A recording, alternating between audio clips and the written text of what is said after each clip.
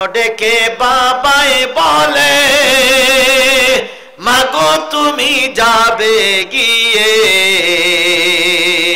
স্বপ্ন ডেকে বাবাই বলে মাগো তুমি দিল্লি যাবে, তোমায় আবাই ঠেকায় কে ডাকে আসে ঢাকায়, তোমায় আবাই ঠেকায় কে ডাকে আসে ঢাকায়, দেশটা তো আমার একা অন্য কারো নয় মাগো, দেশটা তো আমার একা অন্য কারো নয়।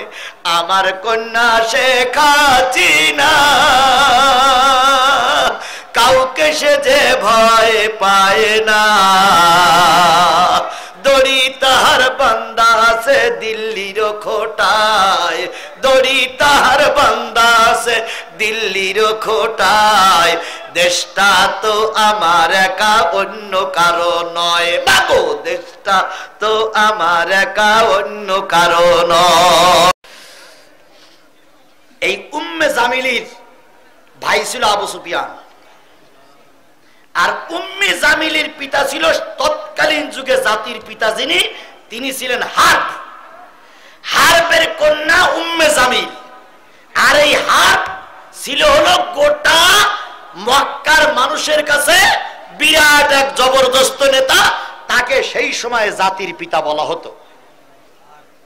হারব, হারবের কন্যা হলো উম্মে জামিল, আর ওদিকে আবু সুফিয়ান, খুব বর্ণাঢ্য রাজবংশের লোক। ভাই মোনাজাত করবেন না ভাই?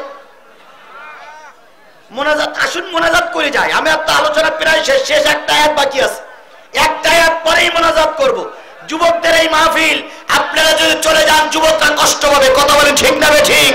আল্লাহর কোরআনের মাহফিল আপনারা চলে যাচ্ছেন, আমি তো কোরআন দিয়েই বুঝাচ্ছি। যদি বিএনপির ভাইরা চলে যান, আমি আপনাদের বলি, আমি তো বিএনপির বিপক্ষে একটা কথাও বলিনি, বলেছি। যদি জামাতের ভাইরা চলে যান, আমি তো জামাতের বিপক্ষে একটা কথাও বলিনি।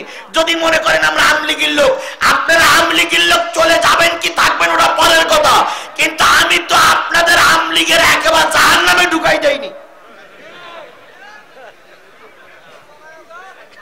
আমি তো কোরআন হাদিস দিয়ে যেটা মিলতাল হয় সেইটাই বলতেছি। কথা বলেন ঠিক না বেঠিক?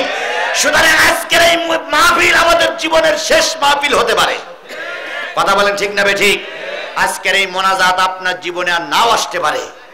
যে কয়জন লোক চলে যাচ্ছেন, এই যে হেঁটে চলে যাচ্ছেন যুবক, তোমাদের মতন লোকও কিন্তু মারা যায়। তোমাদের বাপ মা কি কবরে নাই? তাহলে তাদের জন্য একটু দোয়া করে গেলে না? তার আগেই চলে গেলে। আমি নিজেই বলেছি আমার কয়টা